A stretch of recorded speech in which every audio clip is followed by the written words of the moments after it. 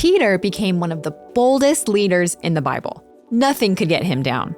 He led countless people through darkness to find God, and his impact is still felt today. But before there was the persistently faithful Peter, surrounded by thousands of changed lives, there was simply Simon, a tired fisherman who couldn't catch a fish and was ready to give up.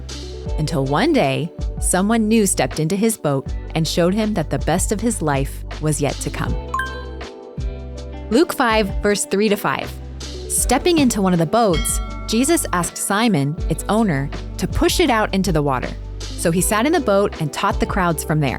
When he had finished speaking, he said to Simon, "Now go out where it is deeper and let down your nets to catch some fish."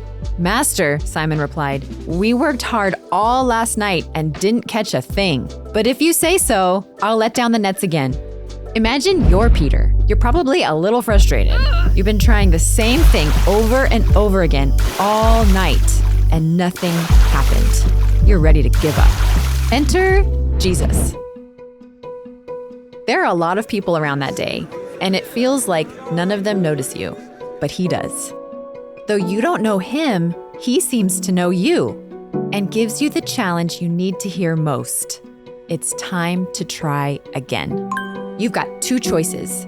You can stay where you are in the shallow water, protecting yourself from any more possible failure or disappointment. You could grumble at Jesus, telling him to go away, telling him you've already tried and there's no point in trying again. Or you could take a risk, trusting Jesus and going out into the deeper waters of the unknown.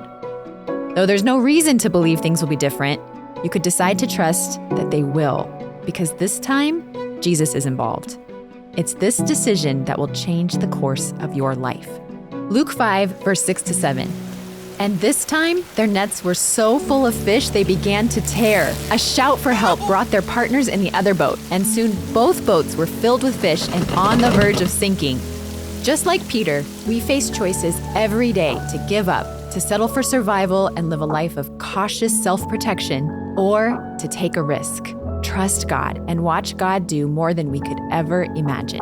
We'll leave Peter there for today, but for the rest of his story, listen to our new podcast episode, How Do I Trust God and Try Again, on deepspirituality.com or your favorite podcast app.